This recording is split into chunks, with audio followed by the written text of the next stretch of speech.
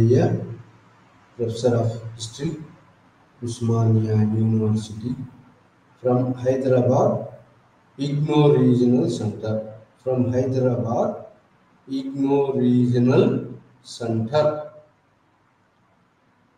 ఈరోజు మన లైవ్ ఛానల్లో BHIE 141 history of China 1840s to 1978 అనే బుక్లో నుంచి యూనిట్ నెంబర్ 5ను అదేంటంటే బాక్సర్ రెబెలియన్ అనే ఒక అంశాన్ని ఈరోజు లైవ్ ఛానల్లో మనం డిస్కస్ చేయబోతున్నాము. బాక్సర్ రెబెలియన్ అనేటువంటి అంశాన్ని ఈరోజు మన లైవ్ ఛానల్లో యూనిట్ నెంబర్ 5ను డిస్కస్ చేయబోతున్నాము ఈ లైవ్ ఛానల్లో. సో ఇది బాక్సర్ రెబెలియన్ అంటే ఏంటంటే బాక్సర్ రెబెలియన్ అంటే పిడికిలి బిగించి పిడికిలి బాక్సింగ్ చేసే ఇందులో ఉన్నటువంటి మెంబర్స్ ఎక్కువగా బాక్సింగ్ ప్రాక్టీస్ బాక్సింగ్ అంటే కుస్తీ ప్రాక్టీస్. చైనాలో కుస్తీ ప్రాక్టీస్ అనేది ఒక ముఖ్యమైనటువంటి కల్చర్, ముఖ్యమైనటువంటి ఒక గేమ్ బాక్సింగ్ అనేది. ఆ బాక్సింగ్ ద్వారా శత్రువును ఓడించటం లేదా అపోనెంట్ను ఓడించటం, కుస్తీ పిడికిలు బిగించి తిరుగుబాటు చేయటం, దాన్ని బాక్సర్ రెబెలియన్. పిడికిలు బిగించి మూకుమ్మడిగా ఉన్నటువంటి ఎస్టాబ్లిష్డ్ యొక్క గవర్నమెంట్ లేదా ఫారినర్స్ మీద అంటే క్రిస్టియన్ మిషనరీస్ మీద, క్రిస్టియన్ మిషనరీలో నుంచి కన్వర్ట్ అయ్యి విదేశీయ భావాలను కలిగి ఉండి ఈ చైనాను మరి ఎక్స్ప్లైట్ చేస్తున్నటువంటి వాళ్ళు, అవహేళన చేసేటువంటి వాళ్ళ మీద పిడికిలి బిగించి తిరుగుబాటు చేయడాన్ని దాన్ని బాక్సర్ రెబెలియన్ అంటారు. బాక్సర్ రెబెలియన్ 1900లో మరి పీక్ స్టేజ్ చేరింది. 1896 నుంచి మొదలై 96-98లో ఇది ముఖ్యంగా పీజెంట్ రెబెలియన్.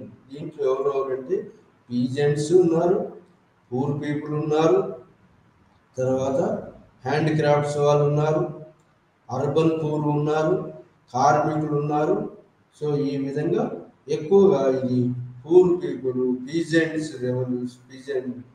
ఎక్కువ ట్యాక్స్లు కట్టలేనటువంటి యొక్క పీజెంట్స్ మరి తిరుగుబాటు చేశారు. ఎవరి మీద? మొట్టమొదట ఈ యొక్క బాక్సర్ తిరుగుబాటుని ఎయిటన్ తిరుగుబాటు, ఎయిటన్ రెబెలియన్ అంటారు. ఎయిటన్ రెబెలియన్, బాక్సర్ రెబెలియన్ అను విదేశీయులు అంటారు. ఎయిటన్ రెబెలియన్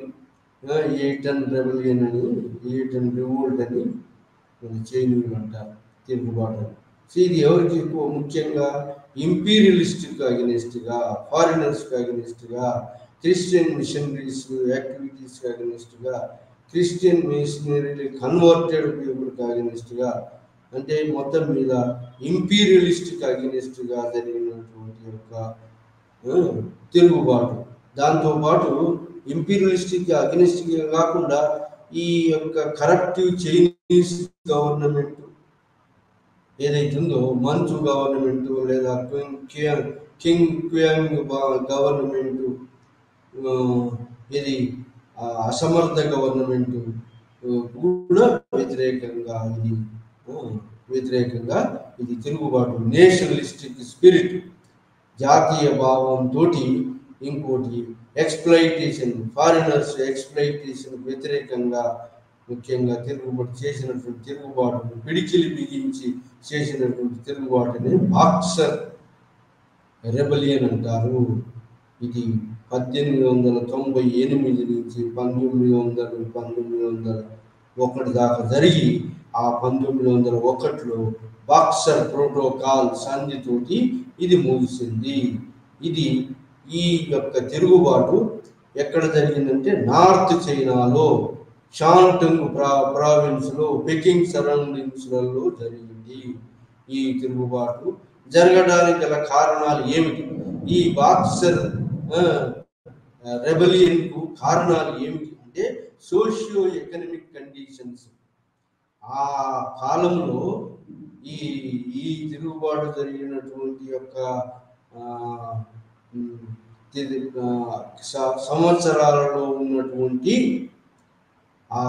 ఆ సంవత్సరాలలో 1896 ప్రాంతంలో ఉన్నటువంటి పరిస్థితులు కండిషన్స్కు మరి ప్రివేలింగ్ కండిషన్స్కు వ్యతిరేకంగా ఈ యొక్క తిరుగుబాటు జరిగింది. ఏంటి అయ్యే prevailing condition? Socio economic conditions,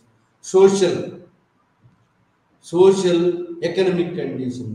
సోషల్గా China దేశము, చైనా ఒక కన్ఫ్యూషన్ మతానికి ఉన్నటువంటి అంటే ఫ్యామిలీతో అంటుపెట్టుకున్న మతము చైనా దేశము, తమదే గొప్ప దేశం అనుకుంటే సెలెస్టియల్ ఎంపైర్, హెవెన్లీ కింగ్డమ్ అని అనుకున్నటువంటి దేశాన్ని ఈ నల్లమందు యుద్ధాలు ఓపియం వార్స్ ద్వారా విదేశీయులు చైనాను, మంచూరును ఓడించి ఈ నాన్కింగ్ సంధి మరి టిఎంటి పెకింగ్ సంధుల ద్వారా వాళ్ళను ఓడించి నల్లమందును చట్టబద్ధత చేసుకున్నారు. నల్లమందు చట్టబద్ధత చేసుకోవడం కాకుండా క్రిస్టియన్ మతాన్ని కూడా ప్రచారం చేసే హక్కు పొందారు.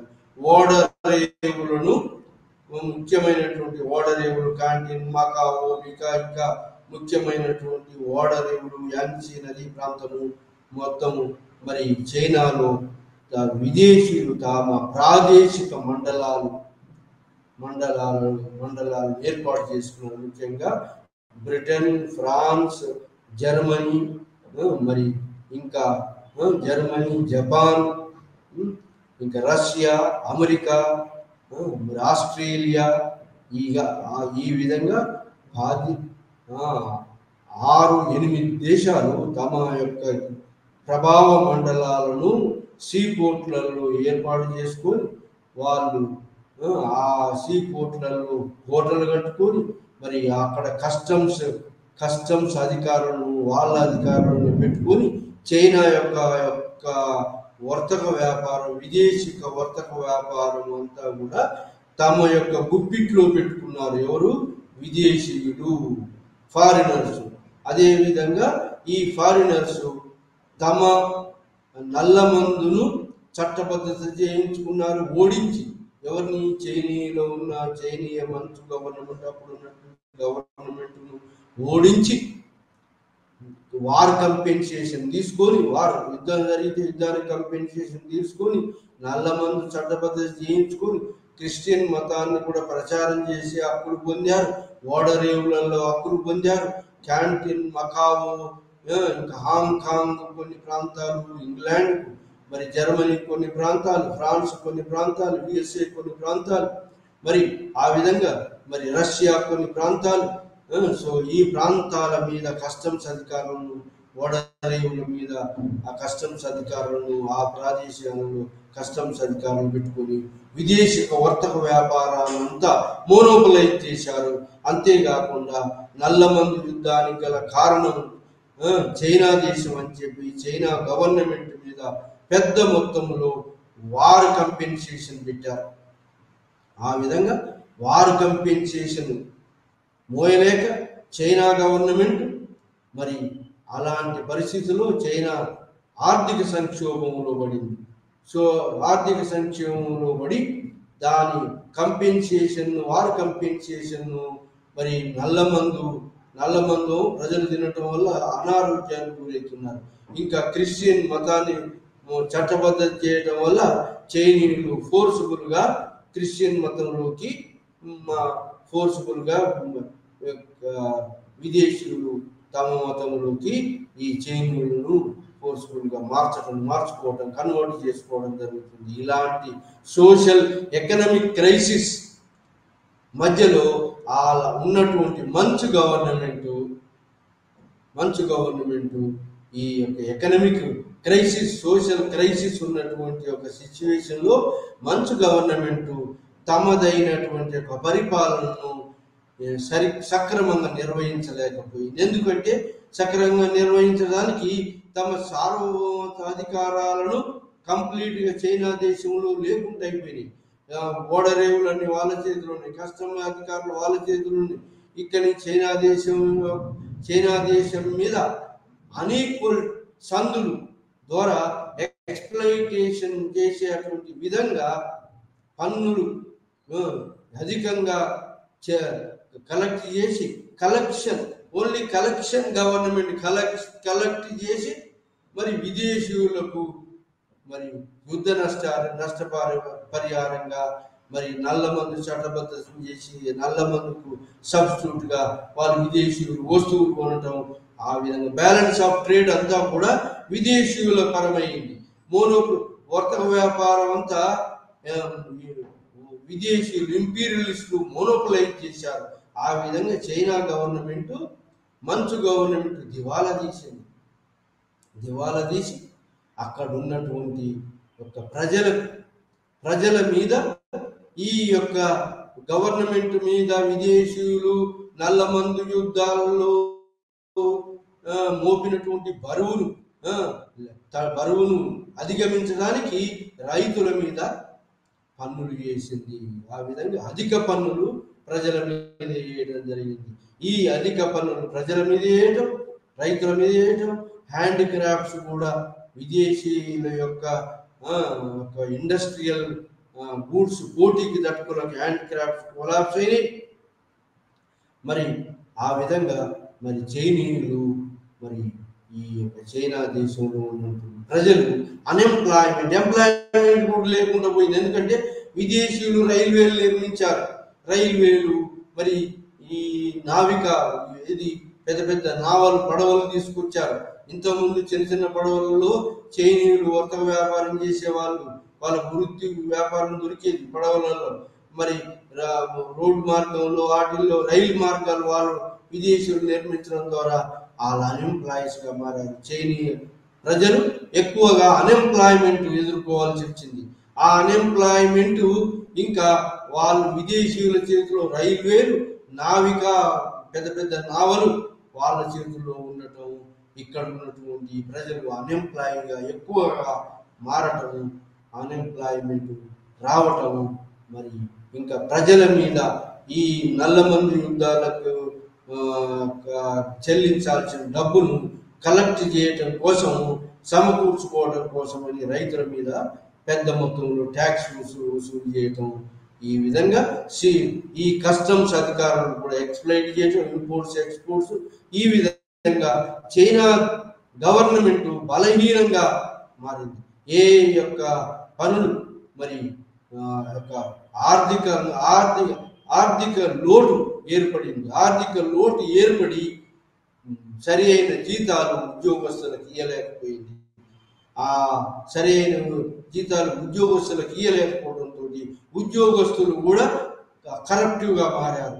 సో ఈ విధంగా చైనాలో అన్ఎంప్లాయ్మెంట్, తర్వాత రైతులు ఎక్కువ పన్నులు చెల్లించలేక వారు ఈతి బాధలు అనుభవించడం, మరి కర్షకులు, కార్మికులు కూడా మరి ఈ విదేశీయుల యొక్క ఒత్తిడిలో ప్రభుత్వం యొక్క లోటు బడ్జెట్ తోటి ఎకనామిక్ క్రైసిస్ రావటం, మరి ఈ విధమైన సోషియో ఎకనామిక్ కండిషన్స్, అన్ఎంప్లాయ్మెంట్ ద్వారా మరి రైతుల మీద ఎక్కువ పన్నులు వేయటం వల్ల రైతులు కూడా పన్నులు చెల్లించలేక తిరుగుబాటుకు సుముఖంగా ఉన్నారు. అదేవిధంగా హ్యాండిక్రాఫ్ట్స్ వాళ్ళు కూడా మరి వాళ్ళ వస్తువులు ఇండస్ట్రియల్ గూడ్స్ తట్టుకోలేక వాళ్ళు కూడా తిరుగుబాటు సుముఖంగా ఉన్నారు. ఆ విధంగా అర్బన్లో ఉన్నటువంటి కర్షకులు, కార్మికులు అందరూ కూడా తిరుగుబాటుకు మరి ఈ యొక్క విదేశీయులు ఈ క్రిస్టియన్ మతానికి క్రిస్టియానిటీ మిషనరీస్ యాక్టివిటీస్ బాగా పెరిగిపోయినాయి. మిషనరీస్ యాక్టివిటీస్ చైనీయులను కన్వర్ట్ చేస్తున్న వేల సంఖ్యలో మిషనరీస్ వచ్చినాయి. మిషనరీస్ వచ్చి ఈ మిషనరీస్ చైనీయులను మరి చర్చిలు కట్టడం, ఆ చర్చిల నుంచి మరి ప్రజలను కన్వర్ట్ చేయటం, వేల మందిని చైనీయులను. సో ఆ విధంగా క్రిస్టియన్ మిషనరీస్ యాక్టివిటీస్ అన్బీరబుల్గా మారినాయి. ఇంకా సామాన్య ప్రజలు వీటి బాధలకు గురి కావాల్సి వచ్చింది. అన్ఎంప్లాయ్మెంట్, ప్రజలను తృప్తిపరచలేకపోయింది ఏది ఉన్నటువంటి గవర్నమెంట్.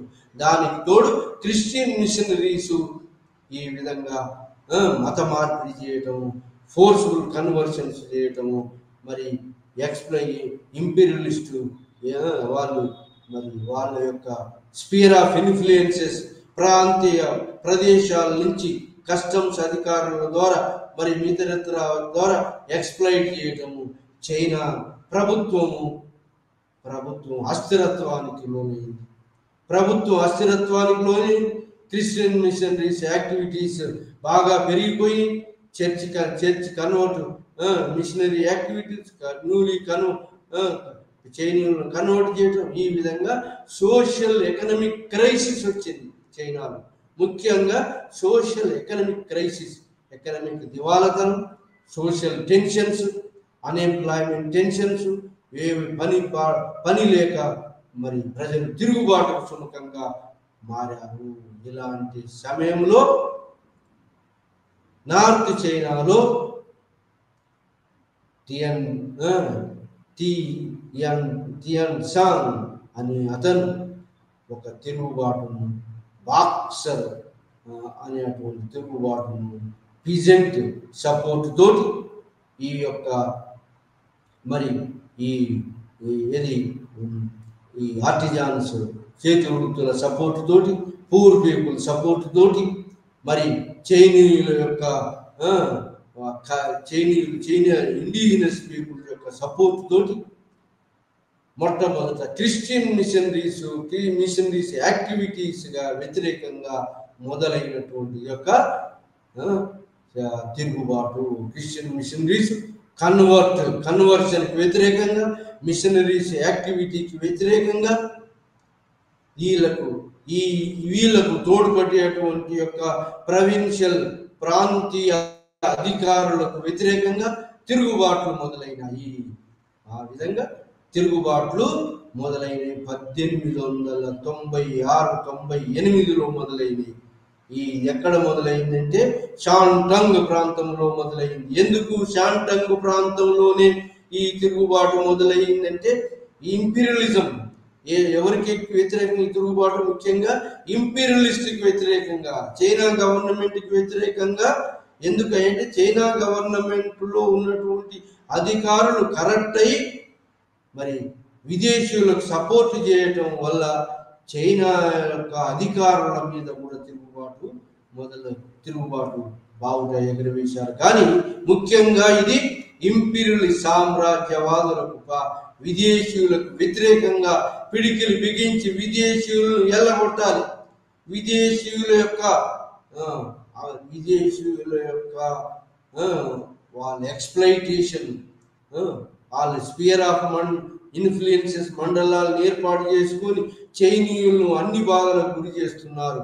ఆ విధంగా క్రిస్టియన్ మిషనరీ యాక్టివిటీస్కు, మిషనరీస్కి వ్యతిరేకంగా, చర్చి ప్రీస్టులకు వ్యతిరేకంగా, కన్వర్ట్స్కు వ్యతిరేకంగా, క్రిస్టియానిటీకి వ్యతిరేకంగా మొదలైంది. మొట్టమొదట 1898లో 96లో షాంటుంగ్ ప్రావిన్స్లో మొదలైంది మిషనరీస్. ఎందుకయ్యా షాంటుంగ్లోనే అంటే ఇంపీరియలిస్ట్ ఫారినర్ మిషనరీస్ యాక్టివిటీస్ వేల సంఖ్యలో చర్చిలు ఇక్కడ నిర్మించబడ్డాయి. వేల సంఖ్యలో క్రిస్టియన్ మిషనరీస్ యాక్టివిటీస్ ఇక్కడ మరి వేల సంఖ్యలో మిషనరీ యాక్టివిటీస్ జరుగుతున్నాయి. ఇక్కడ యాక్టివిటీస్ జరిగి చైనీయులు కన్వర్ట్ చేస్తున్నారు. ఆ విధంగా ఆ కన్వర్ట్ చేయటమే కాకుండా చైనీయులను అవహేళన కల్చర్ను వాళ్ళను అవహేళన చేయడం జరుగుతుంది. ఈ విధంగా చైనీయులు యొక్క అంతకుముందు తమ దేశమే గొప్పదనుకున్నటువంటి యొక్క చైనీయులు యొక్క సెల్ఫ్ ఏంటి వాళ్ళ యొక్క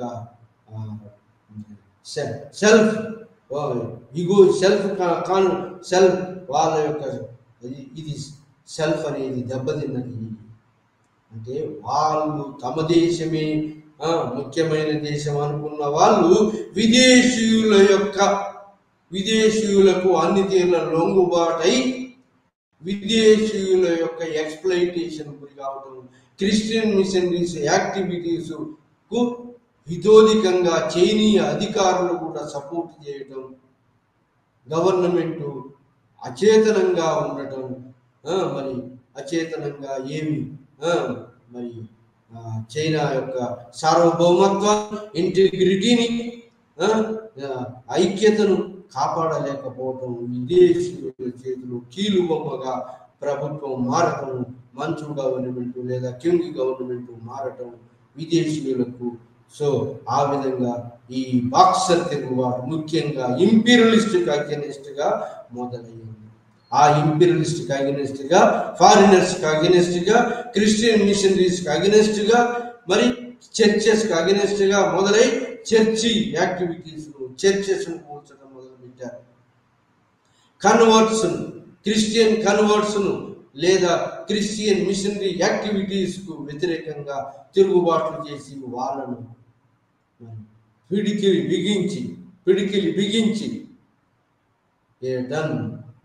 బిగించి వాళ్ళను చంపడం మొదలుపెట్టారు. వాళ్ళు వదులుకోవడం, చంపడం. ఈ మార్షల్ ఆర్ట్, పిడికిలు బిగించే మార్షల్ ఆర్ట్ బాగా పాపులారిటీకి వచ్చింది ఈ బాక్సర్ రివోల్ట్ ద్వారా. ఆ విధంగా చైనీయులలో ఇదొక మార్షల్ ఆర్ట్. ఈ మార్షల్ ఆర్ట్ తోటి అవతల వాళ్ళను విదేశీయులను ఓడించాలి అనేటువంటి పట్టుదల తోటి ఈ బల్లులు, మరి ఊచలు, మరి పొడవలు లేదా ఇట్లాంటి స్పియర్స్ అంటే పొడుగాటి చువ్వలు తీసుకొని మరి విదేశీయుల మీద దండయాత్ర, విదేశీయులను భయపెట్టేయటం, విదేశీ చర్చిల మీద దాడి చేయటం, చర్చి సంపదను దోసుకోవటం, మరి చర్చి క్రిస్టియన్స్ యాక్టివిస్ట్ మీద దాడి చేయటం, క్రిస్టియన్ మత ప్రచారాన్ని అడ్డుకోవటం, మరి క్రిస్టియన్ మతీయులను యాక్టివిస్టులను మత ప్రచారం చేసే మత బోధకులను చంపడం. ఇలాంటి యాక్టివిటీస్ షాండంగ్ ప్రాంతంలో మొదలయ్యింది. అది నెమ్మదిగా నార్త్ చైనా, పెకింగ్ సరౌండింగ్స్ ఇలాంటి సంఘటనలు షాంటుంగ్ ప్రాంతంలోనే బాక్సర్ రెబెలియన్ మొదలైంది షాంటుంగ్. అందుకోసం క్రిస్టియన్ యాక్టివిటీస్ ఎక్కువగా, చర్చెస్ ఎక్కువగా, మరి కన్వర్షన్ ఎక్కువగా ఇక్కడ చేస్తున్నారు కాబట్టి ఈ ప్రాంతంలో మొదలైంది. ఈ యొక్క షాంటుంగ్ ప్రాంతంలో. ఈ ప్రాంతం ఎవరి చేతిలో ఉందంటే జర్మనీ వాళ్ళ చేతిలో ఉంది.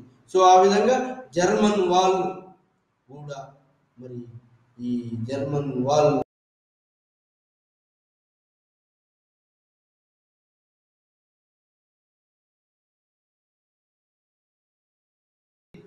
ఎటువైపు మొగ్గకుండా ఇది అచేతనంగా ఉన్నది. అంటే ఇటువైపు మంచి గవర్నమెంట్, మరి ఎదుర్కొనే అటువంటి ఎకనామిక్ సోషల్ కండిషన్స్ ఉన్నటువంటి అన్ఎంప్లాయ్మెంట్, సోషల్ కండిషన్స్ బాగాలేవు, అసంతృప్తితో ఉన్న ప్రజలను తృప్తిపరచలేక, మరి క్రిస్టియన్ మిషనరీస్ తృప్తిపరచలేక చైనీయ గవర్నమెంట్, మంచి గవర్నమెంట్ అచేతనంగా ఎటువైపు డెసిషన్ తీసుకోకుండా, మరి ఇది మిషనరీస్కు వ్యతిరేకంగా జరుగుతుంది కాబట్టి కొంతవరకు నిశ్చలంగా అచేతనంగా ఉన్నది.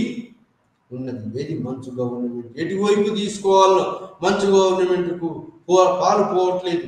ఇటువైపు తీసుకోవాలన్నా అటువైపు క్రిస్టియన్ మిషనరీస్ ఈ బాక్సర్ రివోల్ట్, మరి చైనా యొక్క కల్చర్ను ప్రొటెక్ట్ చేయాలి, చైనా కల్చర్ యొక్క కన్ఫ్యూజనిజాన్ని ప్రొటెక్ట్ చేయాలంటుంది. కాబట్టి దానికి అది మంచు గవర్నమెంట్ సపోర్ట్ చేసినట్టుగా ఉంటుంది. కాబట్టి మంచు గవర్నమెంట్ లో ఉన్నటువంటి తుస్సి రాణి ఎంప్రెస్ రాణి తుస్సి రాణి కూడా ఎటు సరిగానే మరి నిర్ణయం తీసుకోలేక బాక్సర్ను అణిచివేసేటువంటి నిర్ణయం కూడా సరిగా తీసుకోలేక ఉన్నది. ఎందుకంటే గవర్నమెంట్ అధికారులు కూడా కరప్టివ్ అయినారు. కాబట్టి ఆ కరప్టివ్ అధికారులు కొంతమంది ఏం చేస్తే ఉన్నతాధికారులు మరి ఈ యొక్క బాక్సర్లకు వ్యతిరేకంగా ఫారినర్స్కు అనుకూలంగా మారారు. బాక్సర్లకు వ్యతిరేకంగా మారారు. కానీ సెంట్రల్ గవర్నమెంట్ ఎలా ఉన్నదంటే చైనీయ గవర్నమెంట్ అచేతనంగా ఎటువైపు నిర్ణయం తీసుకోలేకుండా అది చైనా యొక్క మరి సావరణిని ప్రాదేశిక సమగ్రతను రక్షించే విధంగా మరి చైనా కల్చర్ను రక్షించే విధంగా మరి క్రిస్టియన్ మతానికి వ్యతిరేకంగా తిరుగుబాటు జరుగుతుంది. కాబట్టి అది మంచు గవర్నమెంట్ కొంత సమయం అచేతనంగా ఎటు నిర్ణయం తీసుకోకుండా ఉన్నది. ఇలాంటి యొక్క టైంలో ఎందుకంటే మంచు గవర్నమెంట్ ఎవరిని తృప్తిపరచలేకుండా ఉన్నది. ఇంకా గవర్నమెంట్ మీద విదేశీయులు ఈ వాళ్ళ యొక్క మండలాలను ఏర్పాటు చేసుకొని అంతా ఎక్స్ప్లాయిట్ చేస్తున్నారు. కాబట్టి ఈ గవర్నమెంట్ కూడా మా విదేశీయుల మీద కోపంగా ఉన్నది. కాబట్టి విదేశీయులకు వ్యతిరేకంగా జరుగుతుంది. కాబట్టి బాక్సర్ తిరుగుబాటును ఈ ఇనిషియల్ స్టేజ్లో చైనీయ గవర్నమెంట్ కొంత మరి అచేతనంగా ఉండి దానికి సపోర్ట్ చేస్తున్నట్టుగా కనిపించింది. కానీ సపోర్ట్ చేయలేదు, కానీ అచేతనంగా ఎటు నిర్ణయం తీసుకోలేదు ఇనిషియల్ స్టేజ్లో. ఆ విధంగా మరి క్రిస్టియన్ మతం వాళ్ళు చర్చెస్ను వీళ్ళు పడగొట్టడము, క్రిస్టియన్ మతీయులను చంపటము, మత బోధకులను చంపటము, ఈ విధంగా షాంటుంగ్లో జర్మనీ యొక్క యాక్షన్ తీసుకోవాలని ఈ విధంగా షాంటుంగ్ నుంచి ఇతర ప్రాంతాలకు ప్రాకింది ఏది బాక్సర్ రివోల్ట్. అప్పుడు ఈ జర్మనీ వాళ్ళు మరి ఆ తర్వాత ఇంగ్లాండ్ వాళ్ళు ముఖ్యంగా యాంగ్సీ రివర్ ఏరియా మొత్తం వాళ్ళ చేతిలో ఉంది. Russia north great wall of చైనాకు అవతల వైపు ఉన్న ప్రాంతం అంతా రష్యా చేతిలో ఉంది. తర్వాత యుఎస్ఏ చేతిలో కొంత ఉన్నది, ఏది చైనా ప్రాంతం. తర్వాత ఫ్రాన్స్ చేతిలో కొంత ఉన్నది. తర్వాత ఆస్ట్రేలియా, తర్వాత జపాన్ చేతిలో కొంత చైనా ప్రాంతాలు ఉన్నాయి. ఓడరేవులు కొన్ని ప్రాంతాలు ఉన్నాయి. ఈ అందరూ కూడా ఈ క్రిస్టియన్ మతం మరి ఈ విదేశీయులు అందరూ 8 మంది విదేశీయులు అలా ఇనిషియల్ స్టేజ్లో ఏమి మంచు గవర్నమెంట్ ఏమైనా యాక్షన్ తీసుకుంటుందో అని ఎదురు చూశారు. కానీ మంచు గవర్నమెంట్ ఏ యాక్షన్ లేకుండా అచేతనంగా ఉన్నది. కాబట్టి దానికి ఇక ఏం చేశారంటే ఈ అప్రైజింగ్ మరి ఈ షాంటుంగ్ ప్రాంతం నుంచి పెకింగ్ ప్రాంతానికి వచ్చింది, పెకింగ్ సరౌండింగ్స్ ప్రాంతానికి వచ్చి ఈ అప్రైజింగ్ దేనికి మంచు గవర్నమెంట్ని కూల్చేయాలనేటువంటి కూల్చేసి తమ గవర్నమెంట్ను ఏర్పాటు చేయాలనుకున్నటువంటి యొక్క స్థితిలో ఈ పెకింగ్ సరౌండింగ్స్ లోకి వచ్చేసింది. ఇది షాంటుంగ్ ప్రాంతంలో జర్మనీ అలైడ్ పవర్స్ మరి విదేశీయులు కొంత చర్య తీసుకునే వరకు అది మిగతా చోట్లకు స్ప్రెడ్ అయింది. ఇది మిగతా Peking surrounding North China surroundings లో స్ప్రెడ్ అయింది.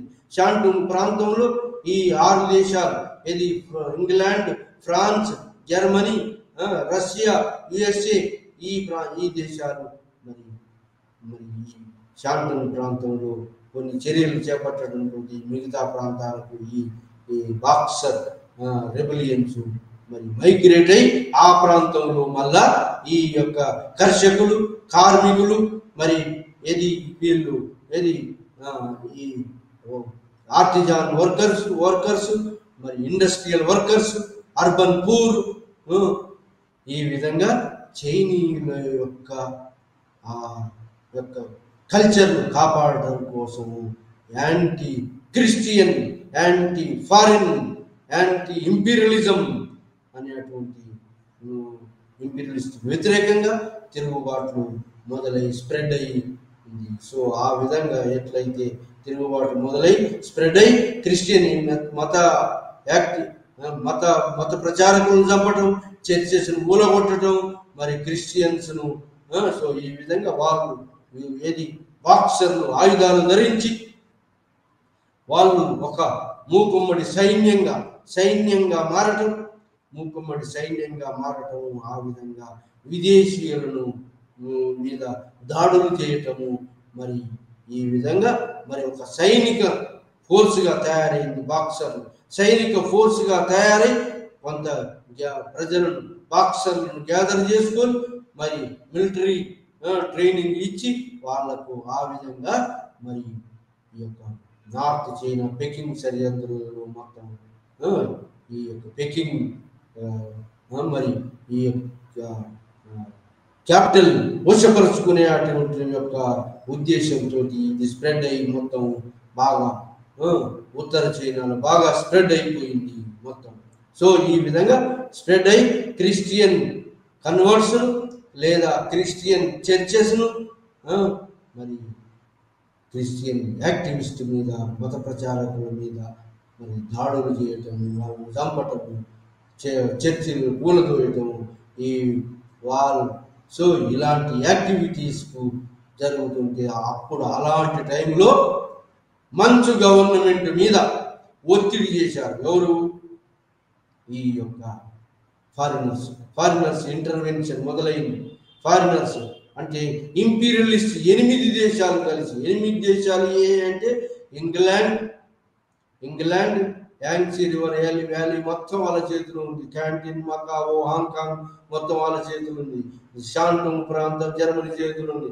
ఫ్రాన్స్లో కొన్ని ప్రాంతాలు, యుఎస్ఏ కొన్ని ప్రాంతాలు, రష్యా కొన్ని ప్రాంతాలు, జర్మనీ కొన్ని షాంటుంగ్ ఏరియాను, సో షాండంగ్ ఏరియాను, ఆ విధంగా మరి జపాన్, అదే విధంగా జపాన్ కాకుండా ఇంకా ఆస్ట్రేలియా, 8 దేశాలు కలిసి ఈ యొక్క క్రిస్టియన్ మత ప్రచారకుల మీద జరిగే దాడులను అరికట్టాలి, మరి క్రిస్టియన్ మత ప్రచారం చంపడం, క్రిస్టియన్ ప్రజలను చంపడం, ఈ బాక్సర్లు చంపడం అనే దాన్ని అరికట్టాలనేటువంటి అలైడ్ ఫోర్సెస్ అంటే వీళ్ళందరూ కలిసి ఒక సైన్యాన్ని, 8 దేశాలు కలిసి ఒక సైన్యాన్ని తయారు చేశారు. సైన్యాన్ని గ్యాదర్ చేసుకొని కాంప్రమైజ్ అయ్యి, వాళ్ళ మధ్యలో భేదాలు ఉన్నాయి, వాళ్ళ విదేశీయుల మధ్యలో భేదాలు ఉన్నా కూడా ఈ యొక్క దాడులను అరికట్టాలి, బాక్సర్ల దాడులను అరికట్టాలని ఒక అలైడ్ సైన్యాన్ని అందరు కలిసి ఒక సైనిక కూటమిని ఏర్పాటు చేసుకున్నారు. అందరు కలిసి ఒక సైన్యాన్ని ఏర్పాటు చేసుకొని ఆ సైన్యం మరి మంచు గవర్నమెంట్కు మద్దతు తెలిపింది. ఆ విధంగా మంచు గవర్నమెంట్ కూడా ఇప్పటిదాకా అచేతనంగా ఉన్నటువంటి మంచు గవర్నమెంట్ కొంత బాక్సర్లకు ఎంకరేజింగ్ గా ఉన్నటువంటి మంచు గవర్నమెంట్ లో ఉన్నటువంటి అధికారులు కూడా 2గా డివైడ్ అయ్యింది.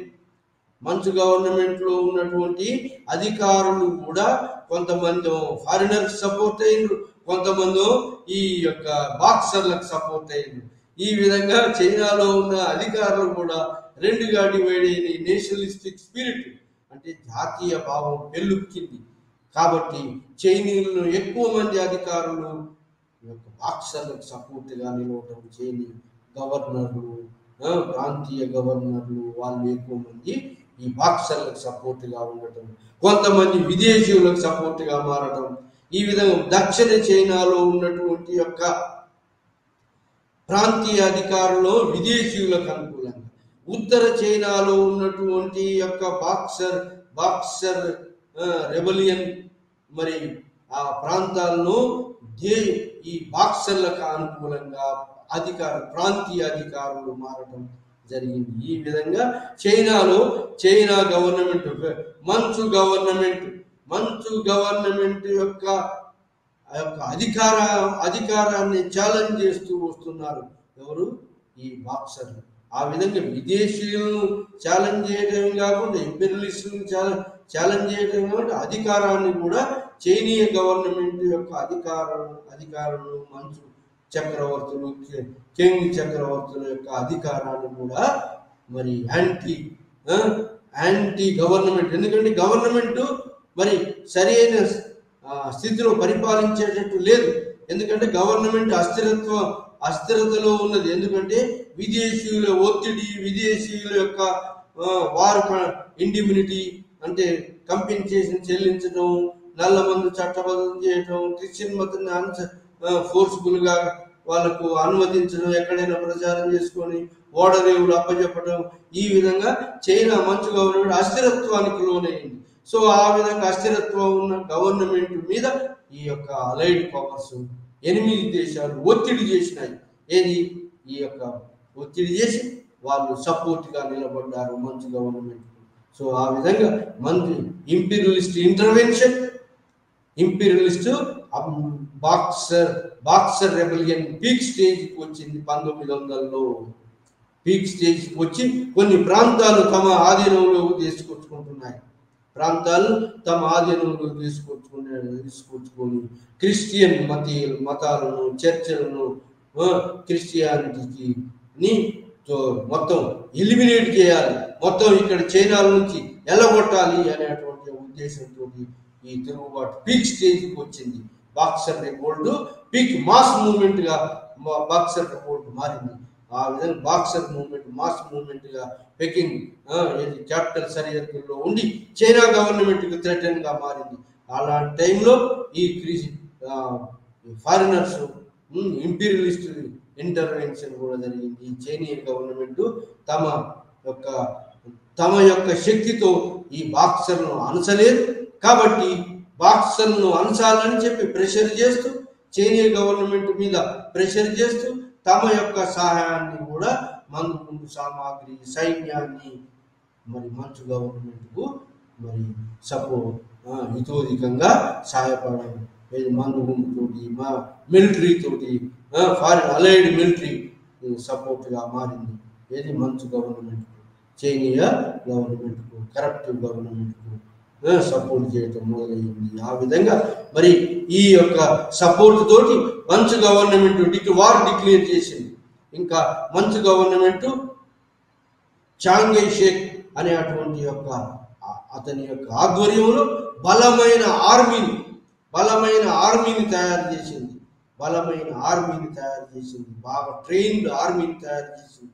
ఈ ట్రైన్డ్ ఆర్మీ చాంగై షేక్ ఆధ్వర్యంలో వచ్చినటువంటి బలమైన ఆర్మీ ప్లస్ ఈ అలైడ్ ఫోర్సెస్ 8 విదేశీయుల యొక్క సైన్యం, ఈ రెండు కలిసి ఈ యొక్క బాక్సర్ తిరుగుబాటును ఈ పెకింగ్ సరిహద్దులలో మరి వెనకకు దిప్పి కొట్టడం జరిగింది.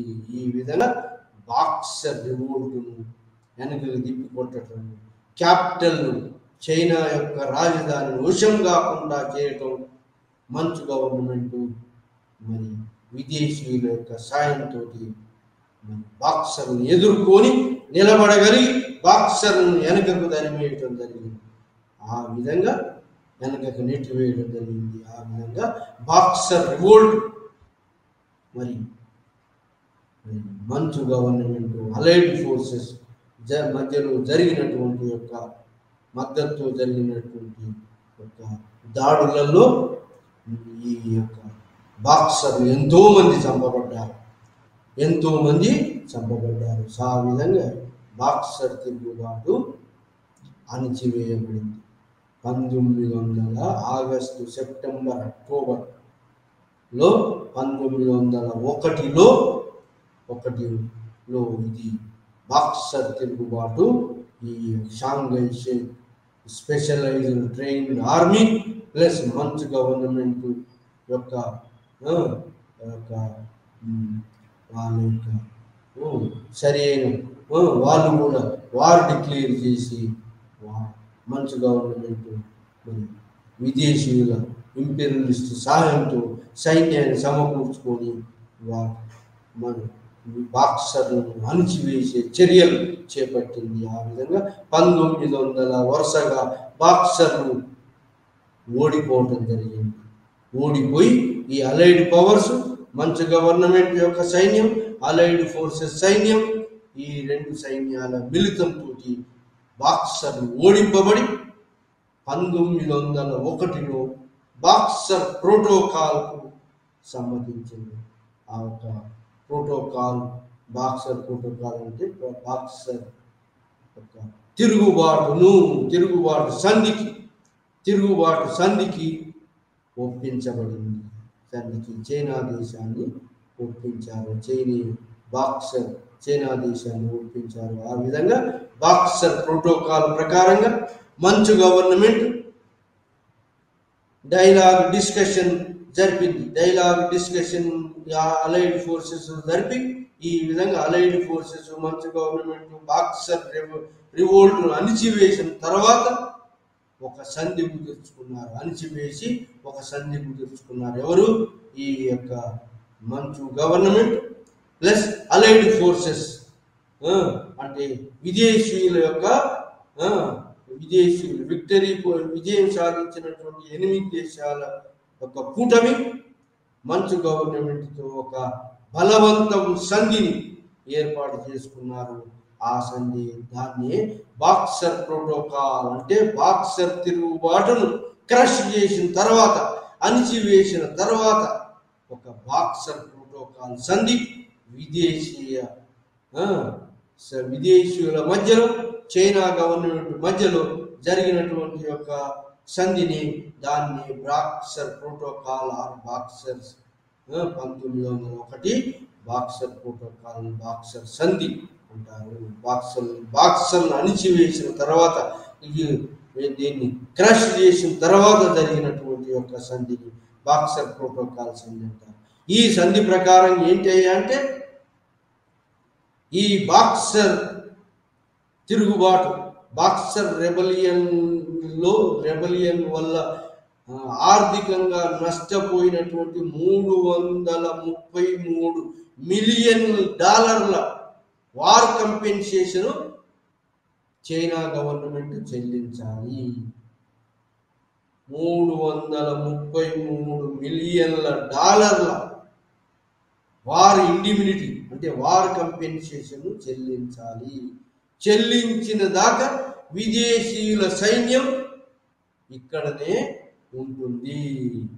ఆ సైన్యానికి అయినటువంటి ఖర్చును కూడా ఈ మంచు గవర్నమెంట్ భరించాలి. ఆ విధంగా ఎవ్రీ ఇయర్ ఇంత $15 మిలియన్ $15 మిలియన్ $333 మిలియన్ నుంచి ఎవ్రీ ఇయర్ $15 మిలియన్ చెల్లించాలి. ఎవరికి? ఈ గెలుపొందిన క్రిస్టియన్ విదేశీయులైన ఫారినర్స్, 8 దేశాల ఫారినర్స్ చెల్లించాలి. ఇంకా ఎవరెవరైతే foreigner German activities, French activities, British Christian missionary activities చంపబడ్డారో వాళ్ళ యొక్క శిలాఫలకాలను అక్కడ అదే ప్రదేశంలో చైనా గవర్నమెంట్ యొక్క ఇంపీరియలిస్ట్ చైనా గవర్నమెంట్ ఈ మంచు గవర్నమెంట్ శిలాఫలకాలను ఏర్పరిచి వాళ్ళను గొప్ప ప్రముఖులుగా మరి శిలాఫలకాలను వేయించాలని చెప్పి మంచు గవర్నమెంట్ మీద వచ్చింది. ఇంకా వాళ్ళకు ఎవరెవరైతే చంపబడ్డారో వాళ్ళకు నష్టపరిహారం, ఆ ఫ్యామిలీకి, వాళ్ళ కుటుంబాలకు, వాళ్ళు చంపబడ్డ వాళ్ళకి పెద్ద మొత్తంలో నష్టపరిహారం చైనా గవర్నమెంట్ చెల్లించాలి. ఈ విధంగా ఇదే కాకుండా ప్రాంతాలు, ఇంతకుముందు ఇచ్చినటువంటి ప్రాంతాలు ఏవైతున్నాయో వాటిల్లో సర్వాధికారాలు మరి వీళ్ళకు ఉండేటట్టుగా, ఎవరికి?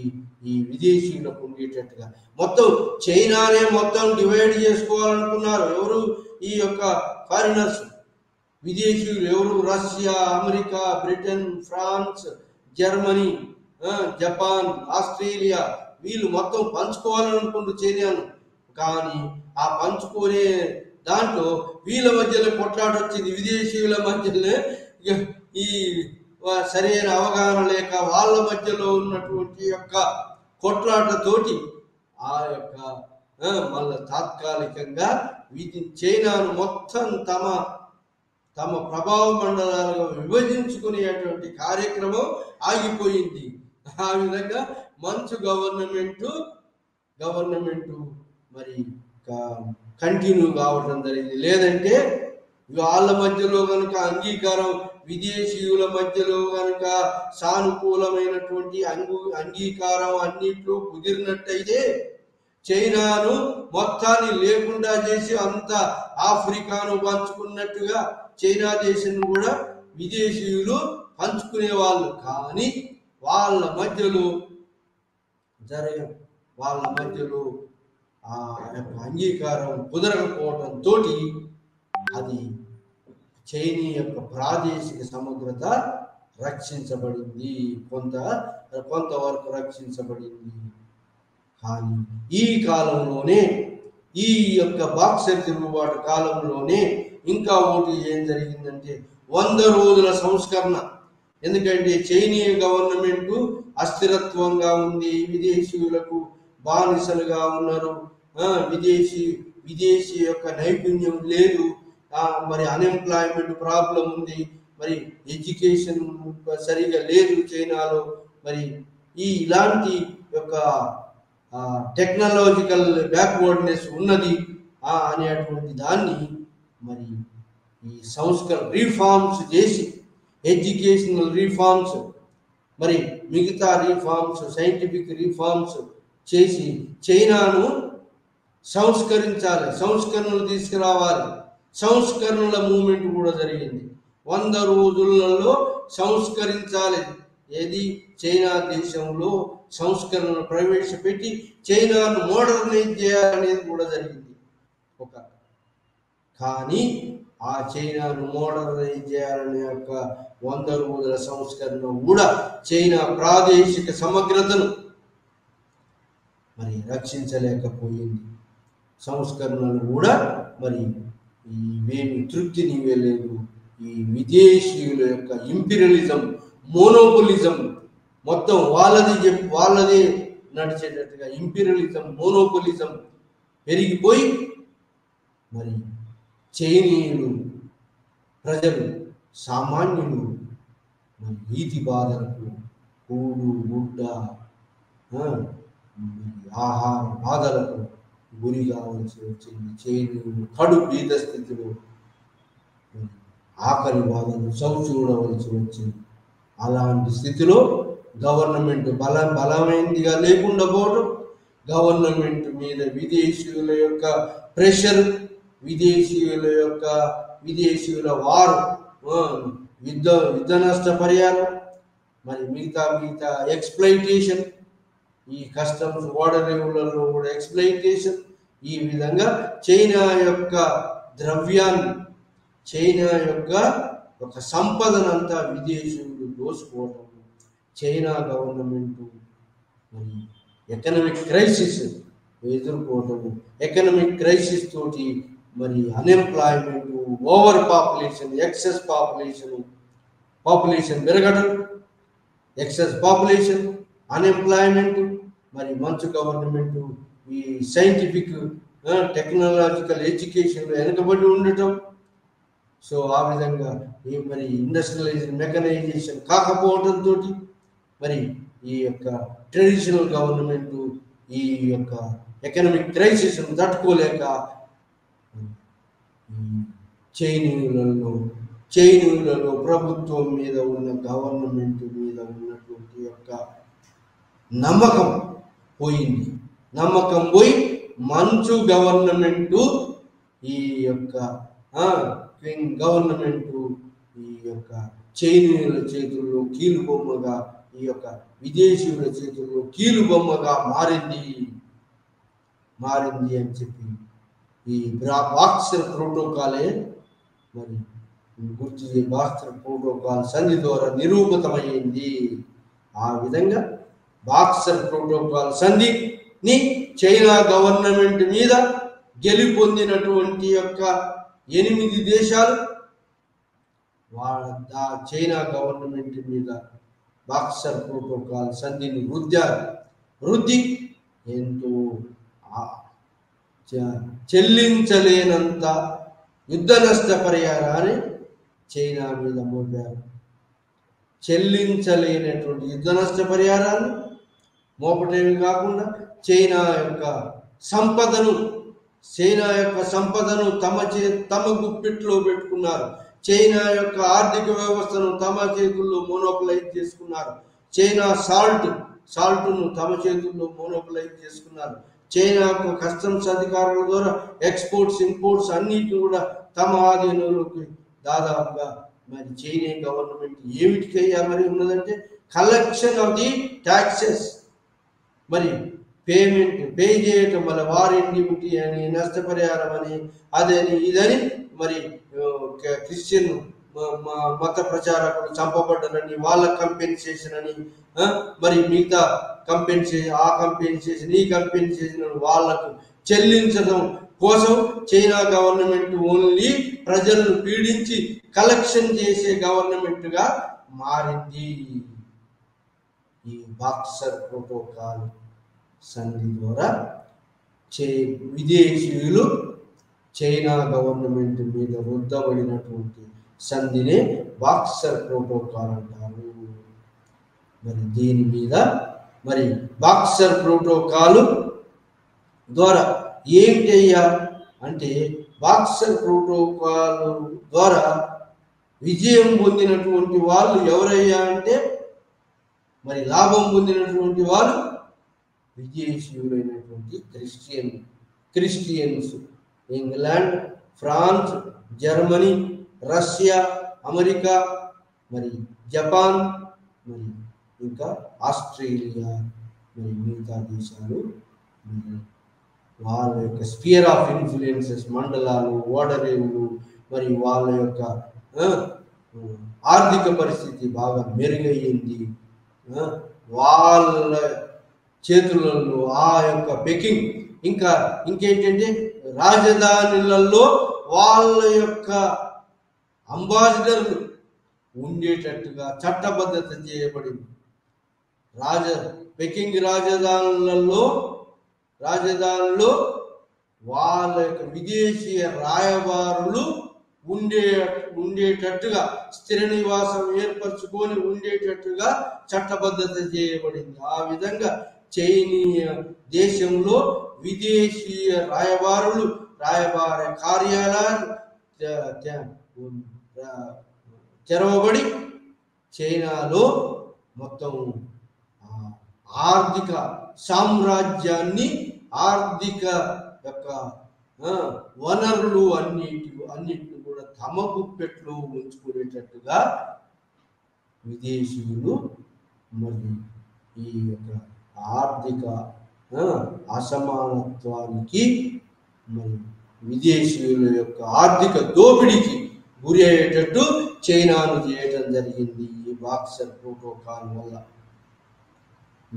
ఈ విధంగా బాక్సర్ ప్రోటోకాల్ ద్వారా చైనాలో వచ్చినటువంటి ఒక మంచు గవర్నమెంట్ అంతకుముందే ఈది బాధలు అనుభవిస్తున్నటువంటి నల్లమందు యుద్ధాలు, నాన్కింగ్ సంధి, మరి టియాంటిసిన్ సంధి, పెకింగ్ సంధులతోటి మరి విదేశీయుల యొక్క వార్ కంపెన్సేషన్ మోస్తున్న గవర్నమెంట్ మీద ఈ బాక్సర్ రివోల్ట్ మొట్టమొదట్లో కొంత చైనీయ మంచు గవర్నమెంట్కు కొంత ఇది ఓన్లీ విదేశీయులకు వ్యతిరేకంగా జరుగుతుంది కాబట్టి వెయిట్ అండ్ సీ పద్ధతిలో వాళ్ళు కొంతసేపు చూశారు. కానీ తర్వాత కాలంలో ఇది విదేశీయులకు వ్యతిరేకంగానే, క్రిస్టియన్ యాక్టివిటీస్ వ్యతిరేకంగానే కాకుండా, క్రిస్టియన్ కన్వర్ట్స్ వ్యతిరేకంగానే కాకుండా మంచు గవర్నమెంట్ కూడా వ్యతిరేకంగా, మంచు గవర్నమెంట్ థ్రెటన్ చేస్తూ మరి బాక్సర్ రివోల్ట్ పెద్ద మొత్తంలో మాసివ్ రివోల్ట్గా మారింది. పెద్ద మొత్తంలో మారటంతో ఈ యొక్క మంచు గవర్నమెంట్ మీద ఒత్తిడి చేయటం, విదేశీయులు సైన్యాన్ని సమకూర్చడం, మరి దాంతో మంచు గవర్నమెంట్ రియాక్ట్ అయి మరి మంచు గవర్నమెంట్ మరి ఈ యొక్క బాక్సర్ను అణిచేసే కార్యక్రమాన్ని చేపట్టింది. స్పెషలైజ్డ్ ఆర్మీని తయారు చేసింది. విదేశీయుల ఆర్మీ సహాయంతో మరి మందుగుండు సామాగ్రితోటి బాక్సర్ తిరుగుబాటును అణిచివేసింది. కానీ ఈ పెద్ద మొత్తంలో మళ్ళీ మోపబడినటువంటి యొక్క వార్ కంపెన్సేషన్ భరించలేక చైనా గవర్నమెంటు, మంచు గవర్నమెంటు యొక్క స్థిరత్వం స్టెబిలిటీని ఎకనామిక్ స్టెబిలిటీని సాధించలేక, విదేశీయుల వార్ కంపెన్సేషన్ చెల్లించలేక, క్రిస్టియన్ మత ప్రచారకులను చంపినటువంటి యొక్క చంపబడినటువంటి యొక్క మతాధికారులకు డబ్బు చెల్లించలేక చైనా గవర్నమెంట్ అస్థిరత్వంలో పడి చైనా గవర్నమెంట్ మరి మంచు గవర్నమెంట్ 1911లో మరి డాక్టర్ సెయాట్ చేతిలో కూల్చివేయబడి మరి చైనాలో జాతీయ భావం పెళ్ళుబికింది. అంటే బాక్సర్ రివోల్ట్ ద్వారా జరిగినటువంటిది ఏంటి అంటే చైనాలో జాతీయ భావం పెళ్ళుబికింది. ఎందుకంటే బాక్సర్ రివోల్ట్ ముఖ్యంగా విదేశీయ క్రిస్టియన్ మిషనరీ యాక్టివిటీస్కు వ్యతిరేకంగా మొదలైంది, క్రిస్టియన్ కన్వర్ట్స్కు వ్యతిరేకంగా మొదలైనటువంటి, ఆ తర్వాత ఇంపీరియలిస్టిక్, మోనోపోలిస్టిక్, ఎకనామిక్ ఎక్స్ప్లైటేషన్కు వ్యతిరేకంగా మొదలైంది. సో ఆ విధంగా ఇంపీరియలిస్టిక్ వ్యతిరేకంగా, క్రిస్టియన్ మిషనరీ యాక్టివిటీస్ వ్యతిరేకంగా, క్రిస్టియన్ మత ఫోర్స్ఫుల్ కన్వర్షన్కు వ్యతిరేకంగా తయారైనటువంటి యొక్క బాక్సర్ తిరుగుబాటు, బాక్సర్ రెబలియన్ నెమ్మదిగా వాళ్లకు సపోర్ట్గా ఉన్నటువంటి యొక్క మంచు గవర్నమెంట్ కూడా కూలదొరేయాలనేటువంటి యొక్క ఆలోచన వచ్చి జాతీయ భావం, నేషనలిస్టిక్ స్పిరిట్ పెరిగింది. నేషనలిస్టిక్ జాతీయ భావం పెరిగి బాక్సర్లు పెద్ద బాక్సర్లు, ఎంతో మంది బాక్సర్లు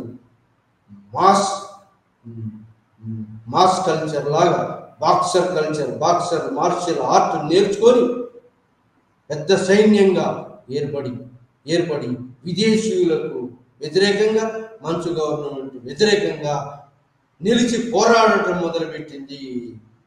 ఆ విధంగా పోరాటం జరిపినటువంటి యొక్క బాక్సర్ రెబెలియన్ చైనా దేశంలో జాతీయ భావాన్ని, నేషనలిస్టిక్ స్పిరిట్, విదేశీయులను మొత్తాన్ని తరిమివేయాలి, స్వదేశ కల్చర్ను, చైనీయ కల్చర్ను రక్షించాలి అన్నటువంటి ఉద్దేశంతో బాక్సర్ పిడికిలు బిగించి తిరుగుబాటు చేసినటువంటి వాళ్ళ యొక్క anti foreign, anti imperialism, anti Christian, anti conversion, anti economic exploitation. So ఈ దానికి వ్యతిరేకంగా మొదలైనటువంటి తిరుగుబాటు నెమ్మదిగా వీళ్ళకు ఈ ఫారినర్ సపోర్ట్ చేసేటువంటి యొక్క మంచు గవర్నమెంట్ కూడా వ్యతిరేకంగా మారి మంచు గవర్నమెంట్ అప్పుడు ఇనిషియేటివ్ తీసుకొని స్పెషలైజ్డ్ ఆర్మీని తయారు చేసి, ఆ స్పెషలైజ్డ్ ఆర్మీని అలైడ్ ఆర్మీతో కలిపి, అంటే విదేశీయుల ఆర్మీతో కలిపి యాక్షన్ తీసుకోవటం వల్ల, వార్ డిక్లేర్ చేయటం వల్ల ఈ బాక్సర్ తిరుగుబాటు వెనకకు నెట్టబడింది. ఆ విధంగా బాక్సర్ తిరుగుబాటు వెనకకు నెట్టబడి అణిచివేయబడిన తర్వాత చైనీయ గవర్నమెంట్ మీద విదేశీయులు ఒక ఒప్పందాన్ని 1901లో చేస్తున్నారు. దాన్ని బాక్సర్ ప్రోటోకాల్ అంటారు. ఈ బాక్సర్ ప్రోటోకాల్ ద్వారా తమకు అనుకూలంగా అన్నిటినీ పొందగలిగారు విదేశీయులు. కానీ చైనా గవర్నమెంట్ యొక్క ఎకనామిక్ ఆర్థిక అస్థిరత్వానికి, మళ్ళీ సోషల్ క్రైసిస్ ఇంకా ఎదుర్కొంటూనే ఉన్నది. దానికి వ్యతిరేకంగా చైనాలో జాతీయ భావం పెళ్ళుబికి 1911లో మంచు గవర్నమెంట్ని మొత్తం తుదబెట్టించడానికి ఇది తోడ్పడిందని మనం ఈరోజు లెసన్లో డిస్కస్ చేయగలిగాం.